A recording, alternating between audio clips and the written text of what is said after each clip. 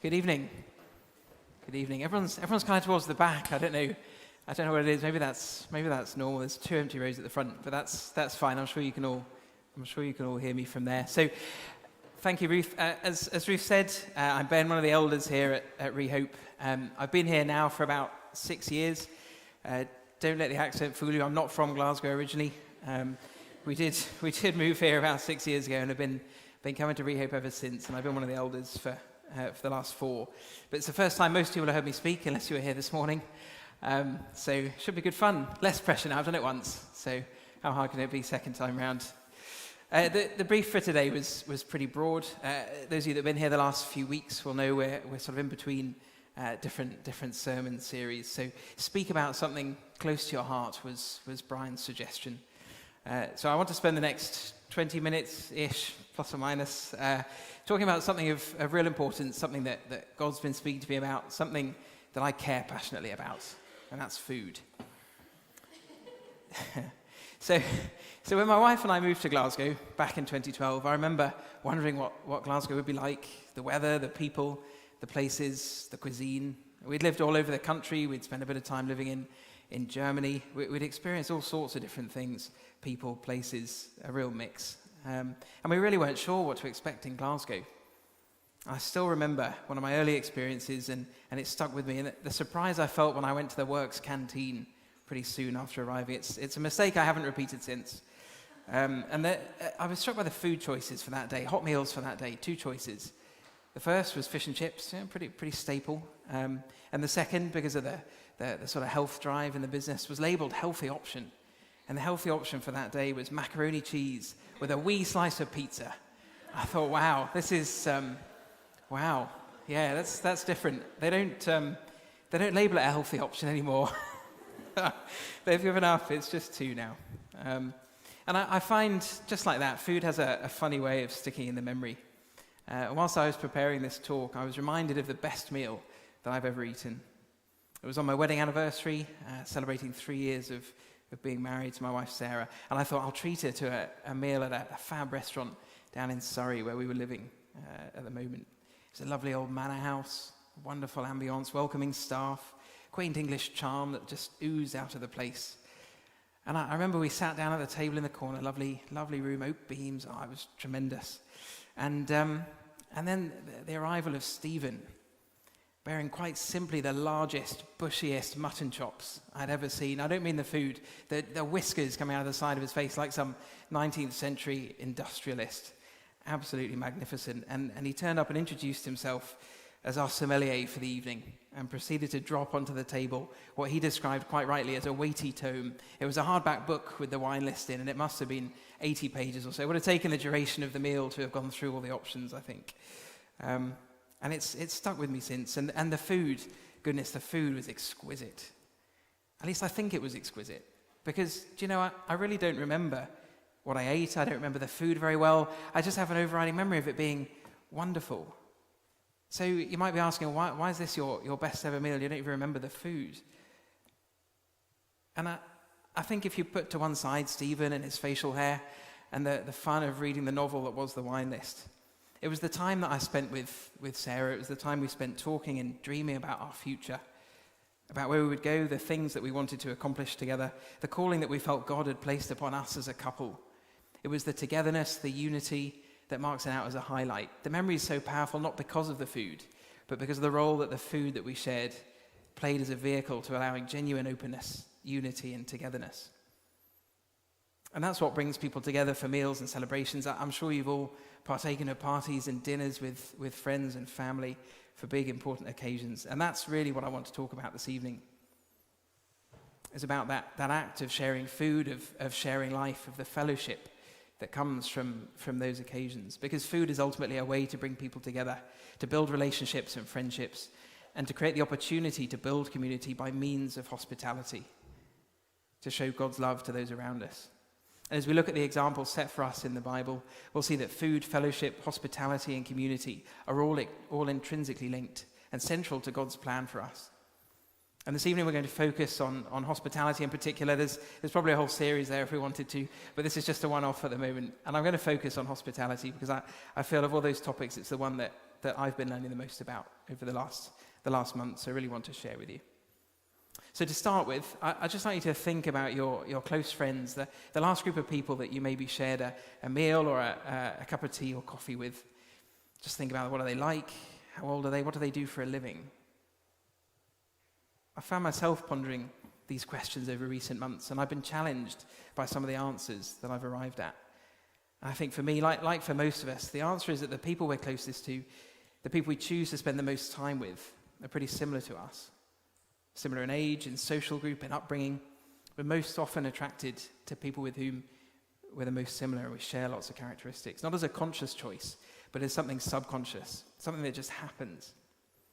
But if we spend most of our time and focus most of our friendships on people with whom we naturally click, people similar to us, then are we really fulfilling our Matthew 28 Great Commission calling to go and make disciples of all nations? How will the people who aren't like us be reached and hear the gospel and be discipled? And that's the point that I've been thinking over.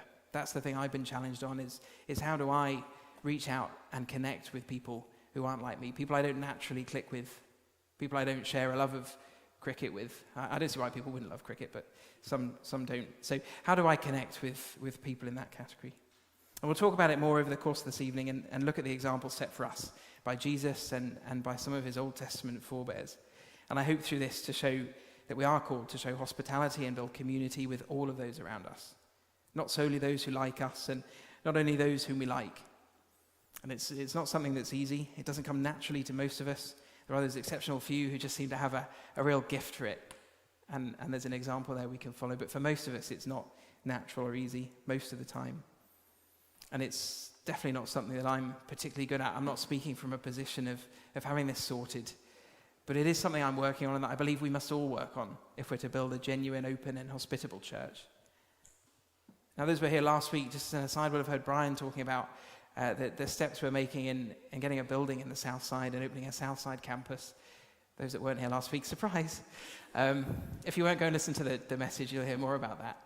And I think this is really timely. God's put this on my heart to share at a time when we're thinking about how we prepare for that new opportunity, that new community and group of people to build and to reach down in the south side. And I hope there's some good stuff in here that will set us in good stead for when that comes to pass.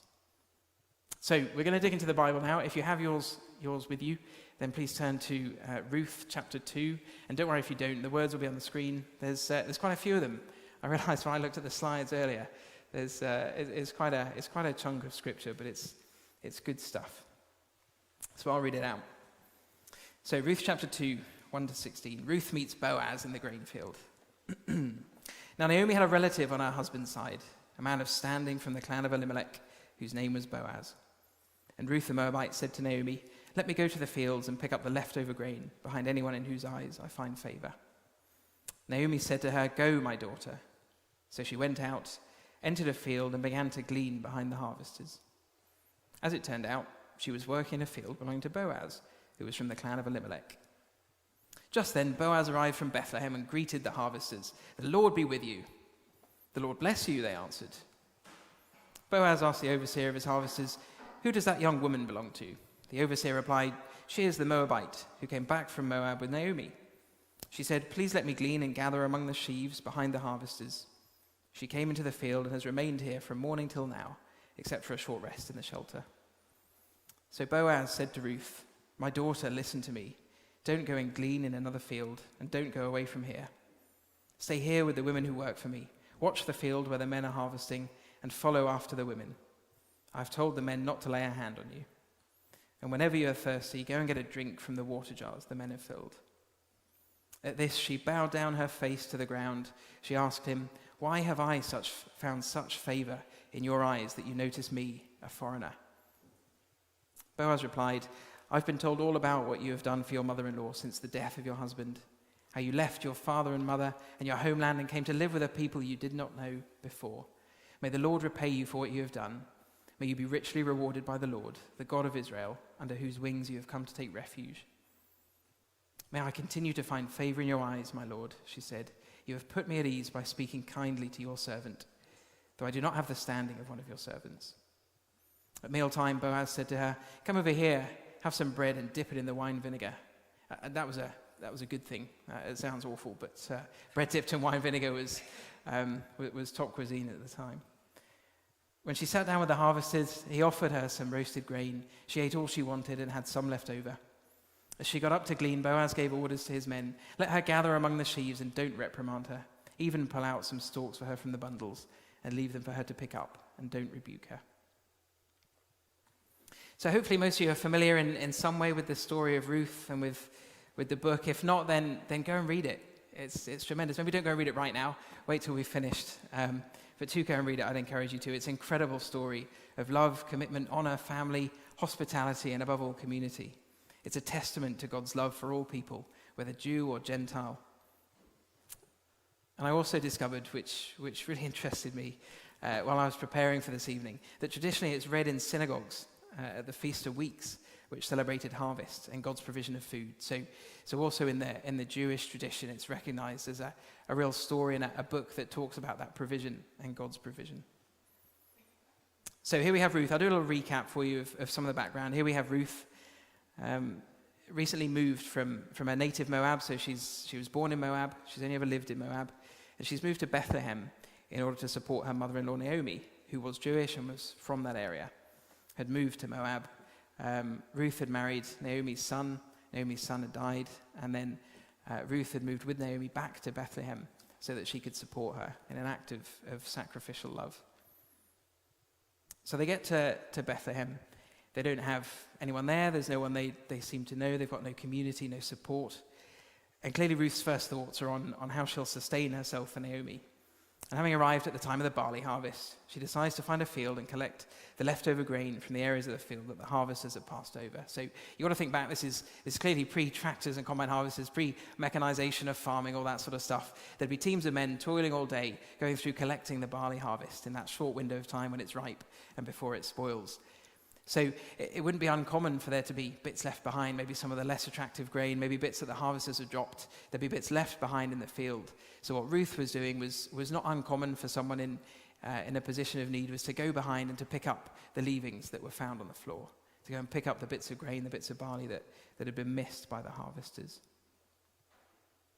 So she's there in the field, toiling away, clearly a foreigner, and clearly fallen on hard times. And it's worth mentioning at this point, the relationship between Moab and Israel was maybe a frosty one, to say the least. They bordered one another, and throughout the history of Israel, there'd been plenty of conflict and discord between both of the countries. So not only is she foreign, not only has she come into Israel, but there were differing thoughts on Moabites and their presence there in Israel. So then Boaz, he owns the field, and he arrives and he sees Ruth. He asks his foreman who she is and what she's doing. And rather than going up and throwing her out for effectively stealing his grain, which effectively she was doing, she hadn't asked his permission, and he owned the field. But instead of throwing her out or insisting that she stops, he instead does the polar opposite. He invites her to continue. He invites her in to keep gleaning in his fields, to stay with the women who work for him, to drink from his water jars. He even then invites her to eat with him and with the harvesters and makes sure she has enough for her and Naomi to eat. So not only does he not take what might have been the natural response and kick her out of his field, he goes 10 steps the other way. He invites her in. He gets the harvesters to pull out some extra grain for her. He feeds her. He gives her shelter and protection. He gives her food and water, and enough for Naomi as well. Boaz shares food and water with Ruth, the two most basic of gifts, but those essential to life. He has no obligation to. There's no incentive for him to do so. And he does it anyway. It's only much later that they realize there's a link there, a family link, and the two of them get married. This is well before that time, and before that's even thought of. There's absolutely no obligation. It's Boaz's generosity, his hospitality that invites her in, invites her to stay, and sees her needs taken care of. And that's just one example. There's so much more we could draw from that. There's so many more examples in the Old Testament. This is just one. If we go backwards, we see the example of Abraham and Sarah, who offer food and water to visiting angels. And it's when hosting those angels that the Lord promises they'll have a son. And the same angels then journey to Sodom and Gomorrah, and only Lot is spared the resulting destruction that the angels inflict on those towns. And he's spared entirely as a result of him following Abraham's example and offering shelter and hospitality to those angels and being the only person to do so. There's something so basic, so simple, and so primal about sharing food and water with people, even today. It's sharing the basic essentials of life and represents the desire to support and to care for someone. And that's why there's such a strong value placed upon hospitality in the Old Testament, because of what it meant and because of the general unavailability of food and water. It wasn't like today where most of us, for most of our lives hopefully, haven't really had to worry too much about where food and water would come from. I know people fall on hard times, but there's a support network there. There's support today that simply wasn't in place this many years ago, thousands of years ago. It just didn't exist. If people had no livelihood and no family to fall back on, then the likely reality was that they would starve. And that really was the fate that Ruth and Naomi would have faced if Boaz hadn't intervened. So there was a real cultural expectation at the time of offering food, offering shelter, offering hospitality, because people would be journeying across inhospitable lands without easy access to a Waitrose or a Starbucks or something else like we might get used to now. And that sort of generous hospitality we see was also a calling on the nation of Israel in particular. Just as they were supported by God, so they were called on to support those in need. God provided for his people. Think manna from heaven during the 40 years of exile since leaving Egypt and before they arrived at the promised land. 40 years the Israelites spent journeying around the wilderness. And for 6 days out of every 7 over that 40-year period, God provided them with manna. He provided them with food. He made sure that their basic needs were taken care of. And his people were expected to provide for those in need around them, following God's example of caring. And that's another link into where we as a church are now. We're in a season of caring. We've talked about the need for us to be caring for one another, building a caring community, or a more caring community here. And I think this theme of hospitality just really strikes a chord with how we care for one another. And this example is followed through if we look at Jesus and some of the examples, just some of the examples. Again, there's so many to choose from. But think of the feeding of the 5,000, probably more than 5,000. It was 5,000 men, so there'd have been women, children, all sorts of other people there. So 5,000 plus. And you look at the context of where this took place. Jesus has just heard of the death of John the Baptist. He's reacting to that. He's probably traumatized from hearing that John's died. He's upset. He wants to go and spend some time in peace and quiet, find somewhere to retreat to.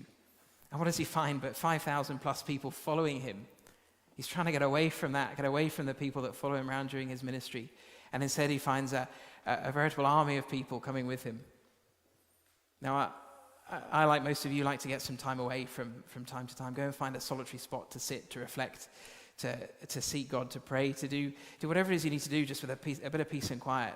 And I know how I would feel if 5,000 people followed me and spoiled my nice, quiet time away from it all. I don't think I'd be best pleased. But look at Jesus' response. He doesn't rebuke them. He doesn't send them away. He doesn't continue to walk until they get left behind. He doesn't even rail against them for their lack of planning. They've turned up in the middle of nowhere. They didn't bring any food. They didn't bring any drink. They were so desperate to follow Jesus and hear more of his teaching. And instead of doing what might have seemed obvious, he turns around and he provides food for them, miraculously provides food for everyone there. Because that's what mattered in that moment. What mattered was showing that hospitality, that care, that love for the people that had followed him. And consider also Jesus' first miracle, turning water into wine at the wedding in Cana. Even then, Jesus was stirred to miraculous provision. Wine in this instance, not to save life, not because people would die of thirst without that extra glass of wine, but to help ensure the wedding didn't end on a sour note. He's there at a party and they've run out of wine, and that would have been culturally a huge slur on the hospitality of the host there to realize that they'd run out of wine and the wedding had run dry at the time when people were expecting to be taken care of. It would have been a knock to the host's hospitality. So Jesus steps in. It wasn't life or death, but it was provision of what was needed at the time to help for that hospitality, and then the community, the fellowship, everything that built from celebrating that wedding together. He steps in and makes sure that can continue. Community can continue to be built. So what are we called to? How do we follow Jesus' example when it comes to living with that kind of generous hospitality? There's 4 key points that stuck out with me, and I'll share each one of these with you now. So the first one is to seek to show hospitality to all those around you at all times. So think about that calling that was placed upon the Israelites, and that remains just as current to us here and now. When we see someone in need, we're called to help, to offer them whatever they might need. Jesus goes even further than just food and shelter and encourages us even to give the clothes off our own backs if we see brothers or sisters in need. Luke 6:30, give to everyone who asks you, and if anyone takes what belongs to you, do not demand it back. It's a radical calling to help those in need. And the calling to help fellow believers is especially strong. In John 13:34-35, Jesus says, "A new commandment I give you, love one another. As I have loved you, so also you must love one another. By this all men will know that you are my disciples, if you love one another." So how are we doing with that? We're called to pay special attention to the body of believers, but to show that love to all those around us. What more do we need to do? What steps do we need to take to help us become more caring, to show that love more readily to those around us, to live with that view of people that Jesus had? Whether we're introverts or extroverts, whether it comes naturally or it's the most challenging thing that you can think of doing, how do we start to do that more? Because it's important that we think about that, because it's in offering hospitality that we build a genuine community. For what's community at its heart if not a group of people who care for and support one another? And we don't have to wait for people to be at rock bottom or in serious need. We don't have to wait for them to be on the point of starvation before we step in and show hospitality. It's something we should be seeking to do often in order to build our community, to create and deepen friendships, and as a means of loving one another well. I still remember the way that it felt after each of my daughters was born. I've got 2. One's 4, one's 1.5. And I remember the first 2 or 3 weeks after each of them were born, every night different people from the church would turn up at our doorstep, bringing us food, bringing us a meal, something to drink, coming to see the new baby and to come and share that joy and excitement with us.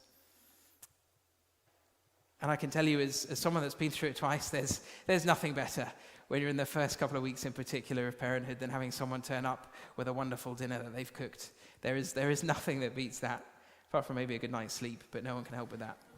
So there's something just so humbling and so edifying to be on the receiving end, that other people would be willing to take time out to cook, to prepare something, to drive out to where we live, to bring food, to support us, to bring the most basic but most essential things that we need just to help us.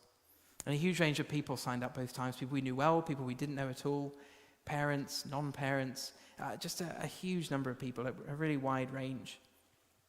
And I think it just jumps out at me. It's such a good practical example of the kind of selfless hospitality that should mark us apart from the secular world. This is one of those hallmarks that by this all men will know that you are my disciples. How better to show love to one another than to go and support people when they're in need. There's a couple of these running at the moment. Take them a meal, we call it. And there's a couple running. There's a couple of people that have been blessed with children in the last few weeks. And I'm sure there's still slots there. If people feel encouraged to after this evening, then why not go and look and sign up and go and bless someone else in the church? That's not one of the challenges we'll come on to. That's for free. I'd strongly encourage you to take those opportunities to bless part of our community. It's this sort of act of hospitality and generosity that will draw us closer together and bring us closer to the biblical model of community that we see repeatedly in the Old and New Testaments. And the second part of this first point, at all times, and I know what life's like, I know what it feels like. As I said, I've got 2 children. Time is a rare commodity. Life's busy, work's busy, studying, whatever it is you're doing, life is just busy. There's a lot else to think about. But the reality is that this doesn't have to be something time-consuming. Just taking the time to bless someone else with food, with a drink, with a cup of tea, it's the act. It's that going forward and doing it that makes the difference. Because every time we do it, we just help to inch one step closer to that sort of radical, generous community that we should be working for. So it doesn't have to be a dinner party. You don't have to send out embossed invitations to 20 people around the church to come and join you for a 4-course dinner in your home. Although if you want to, please feel free. Happy to give you my details later. It could be as simple as inviting someone over just for a cup of tea. I'm sure you've all had invitations like that in the past, out of the blue. Someone invites you over just to come and share a drink with them. And just think about how that makes you feel. Every time you get one of those out of the blue, someone you don't know very well invites you over, how does that make you feel? Loved, valued, included, part of the community here. Every single one of those events builds us together just a little bit more. And then point number 2, don't worry about background or how similar you are. We're called to be hospitable to everyone we meet who has need. So much of the biblical hospitality model that we see, and so much of the example, think of Ruth, it's to foreigners or to strangers, people out of place in the land that they're in, people that maybe don't have that connection, that network, the family that will support them. Despite the relationship between Israel and Moab being complex, Boaz still steps forward to help Ruth because he sees that genuine need. We should try to see the opportunities that arise to show hospitality as chances to demonstrate God's love to a range of different people, far beyond the usual group of friends that we talked about earlier. Even simple things like welcoming new people to church here. You'll all know what it's like to walk into a church for the first time, maybe where you don't know anyone, and just how comforting it is to have someone come up and welcome you and offer you a cup of tea or coffee, a croissant, a cookie, whatever else it might be. It just makes you feel immediately more included than you would otherwise.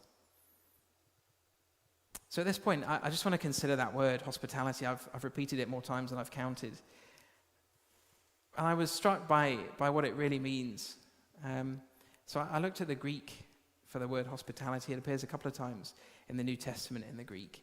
And the word there, you don't have to be a Greek scholar to follow this. If you are, come and correct me later if I've got anything wrong. It comes from the Greek word philoxenia, which comes from 2 different root words. The first of those is philos, which translated best as a friend, someone dearly loved or prized in a personal, intimate way, a trusted confidant held dear in a close personal bond of affection. It conveys an experiential love coming from a time spent with someone. So this isn't just a normal friend, someone that you maybe speak to once every couple of months. This is something deeper, something closer, something built around that experiential love, that time spent together, actively loving the person. And the second part there, xenos, strangers or foreigners. Think of the word xenophobia. That's probably the one that shares a similar root that's most used today. So xenos, strangers, foreigners. So if we look at it literally, you put those 2 together, hospitality as a word means to show experiential love, to be out there loving people who are strangers or foreigners in particular. Not just thinking about it, taking action. But at its heart, it's not just an act. It's more than that. It's a posture. It's a way of being and thinking about people that happens to come out, to overflow through how we act.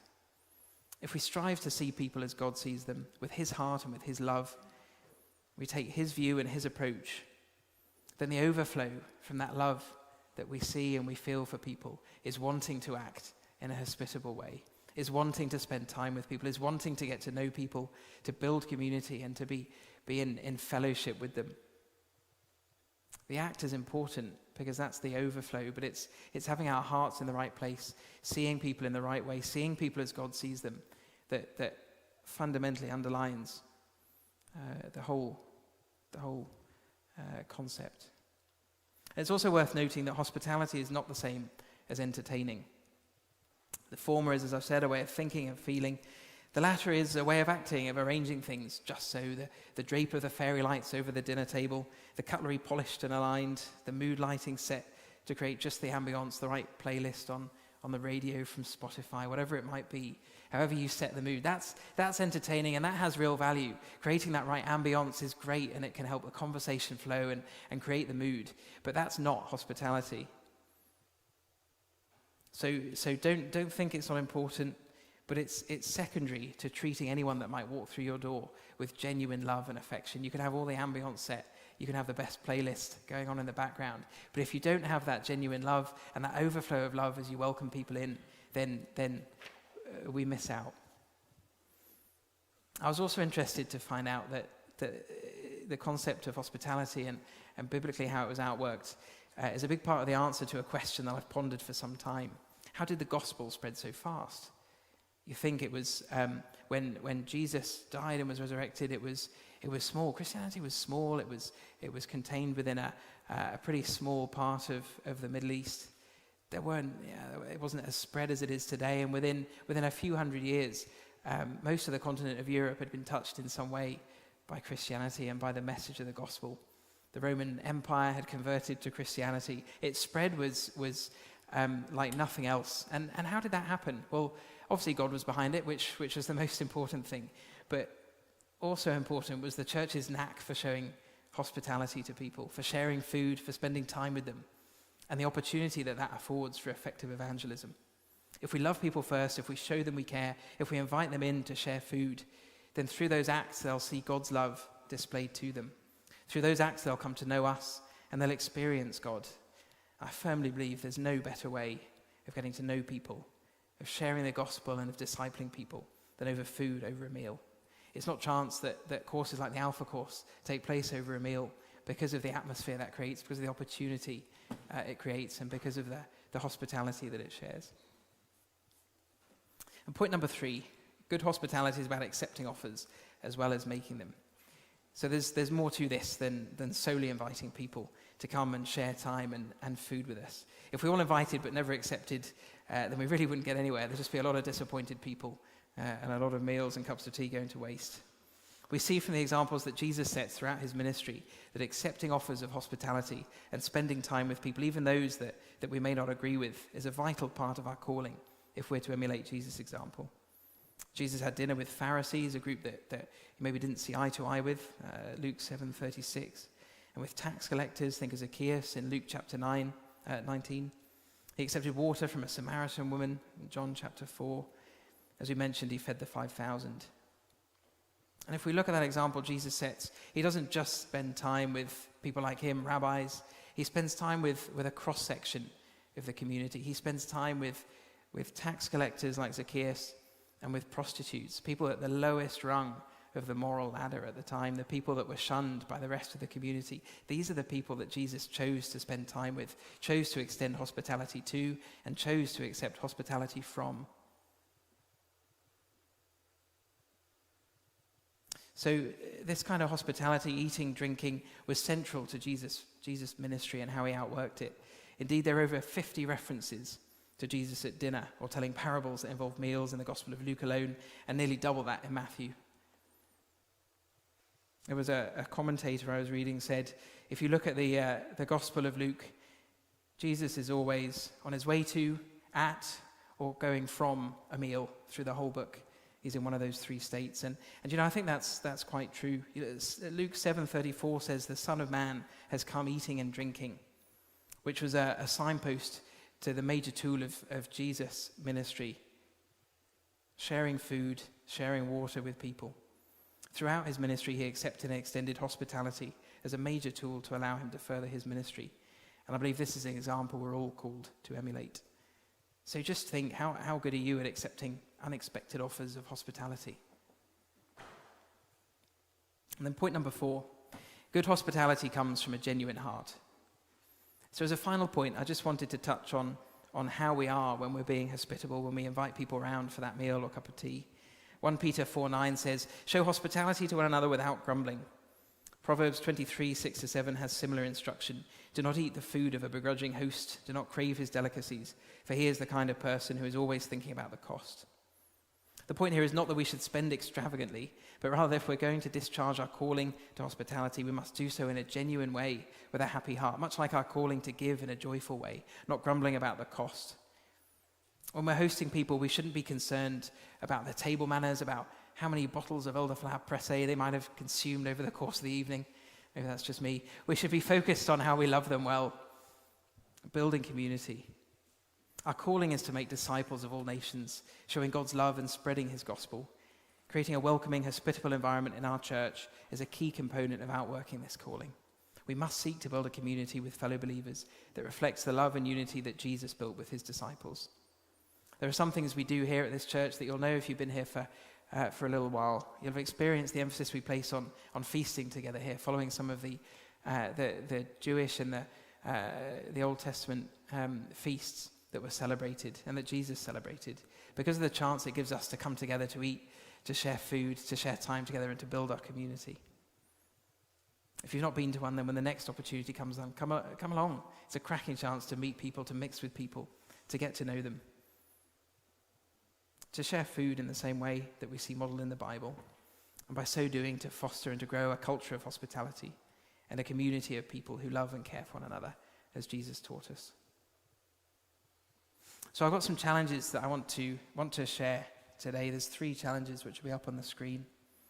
The first, and this hits into that heart of what hospitality is to pray that you would see people as God sees them, love people as God loves them, and that through this we might build a deeper, stronger, more open and supportive community. That's quite a mouthful actually of a challenge, but there we go. Just don't miss that key bit. Be praying that we would see people as God sees them and love them as he does.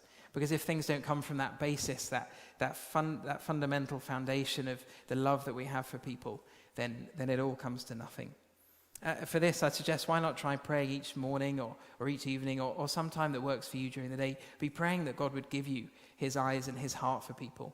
And I think if you do that for a number of days in a row, you'll be surprised, perhaps, by how you start seeing people in a different way. Number 2 is to think about whom you could take the next step in hospitality with. So think about maybe colleagues or friends or course mates or family members even. I don't know who it might be, but think of some people that you could go further with, that you could deepen your relationship with, that you could be a better witness to. And then I encourage you to go for it. Think of 1, 2, 3 people you want to spend some more time with this week. Not people you're planning on seeing anyway, but people you aren't, maybe people you don't know so well. And then go for it. Invite them round. Invite them over for that cup of tea or coffee. Try and take that next step and build community with them. And then the third point really feeds on quite naturally from that. Accept any invitations you receive. Allow others the opportunity to be hospitable. Now, I know this will be a challenge. Some of you will be far too popular and just receive too many invitations to accept them all. And if you do, then why not accept the ones from the people that you know least well? Take the chance to go and build a friendship, build a relationship, build community with someone that you don't know as well.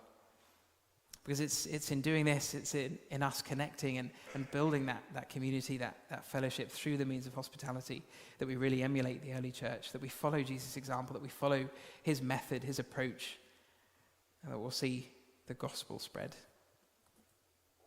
So if you join me now, I just want to pray for us all. Holy Spirit, come. Spirit of God, would you fall now in this place and come and fill us. Fill us with your love, fill us with your heart, fill us with your eyes for people. Build us into a hospitable, welcoming people in church. Help us to see people as you see them, Father, to love people regardless of how similar they are or how different they are from us. Father, continue to build our fellowship here as a church. Bind us together. Make us an open and welcoming people. Help us to show this kind of generous hospitality that we're called to. Help us in this, Father. Fill us with your Spirit and guide us in this. In Jesus' name, amen.